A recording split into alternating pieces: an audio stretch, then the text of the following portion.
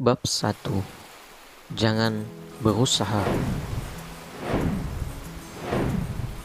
Charles Bukowski dulunya adalah seorang pecandu alkohol, senang main perempuan, pejudi kronis, kasar, kikir, tukang utang, dan dalam hari-hari terburuknya, seorang penyair. Dia barangkali adalah manusia terakhir di muka bumi yang bakal Anda mintai nasihat tentang kehidupan atau nama terakhir yang ingin Anda lihat dalam deretan buku motivasi jenis apapun. Justru, fakta itulah yang menjadikan sosoknya sempurna untuk memulai buku ini. Bukowski bercita-cita menjadi seorang penulis, namun karyanya terus-menerus ditolak oleh hampir setiap majalah, surat kabar, jurnal, agen, dan penerbit yang pernah dihubunginya. Tulisannya sangat hancur, kata mereka, kasar, menjijikan, tidak bermoral, dan begitu tumpukan surat penolakan bertambah tinggi, beban dari kegagalan tersebut mendorongnya ke dalam sebuah depresi yang kian diperberat oleh alkohol yang harus terus menghantui sebagian besar hidupnya.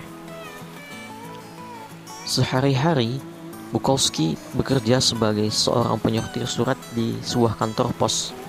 Ia digaji sangat rendah dan hampir seluruh uangnya dihabiskan untuk minuman keras. Barulah sisanya ia pakai untuk berjudi di pacuan kuda. Malamnya, ia minum-minum sendirian dan kadang menuntaskan puisi di mesin tik usangnya.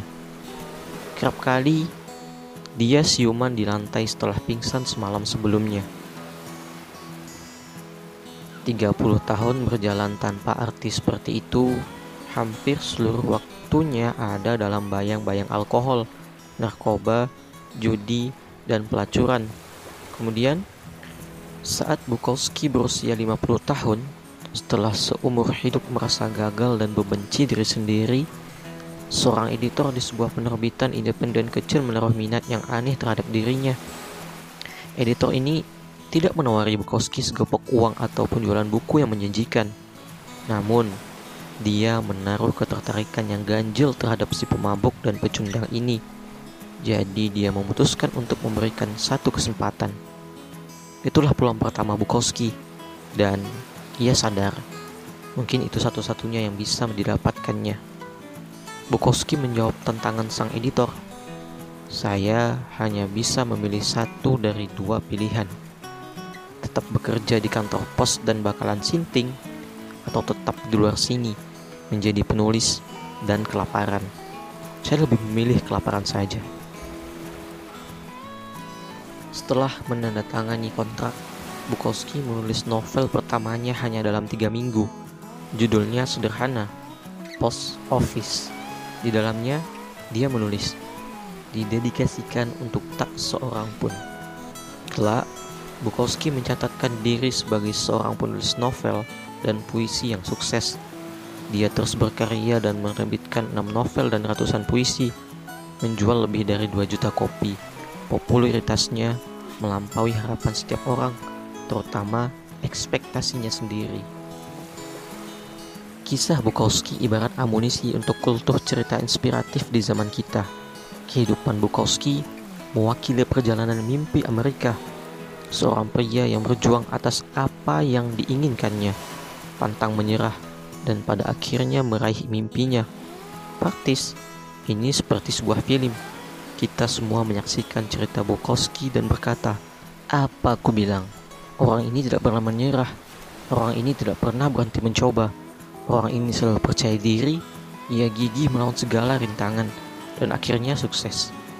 Tapi semua narasi itu terdengar janggal, karena di atas batu nisan Bukowski tertulis, jangan berusaha. Lihat, meski nyatanya bukunya laris manis dan sosoknya terkenal, Bukowski dulunya adalah seorang pecundang. Ia tahu benar itu.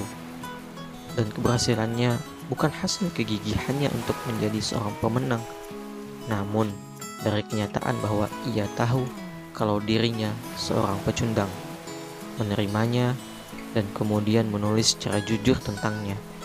Ia tidak pernah mencoba untuk menjadi selain dirinya sendiri, Kecerdasan dalam tulisan Bukowski bukan soal memanfaatkan peluang yang luar biasa atau mengembangkan dirinya menjadi seorang sastrawan yang gemilang.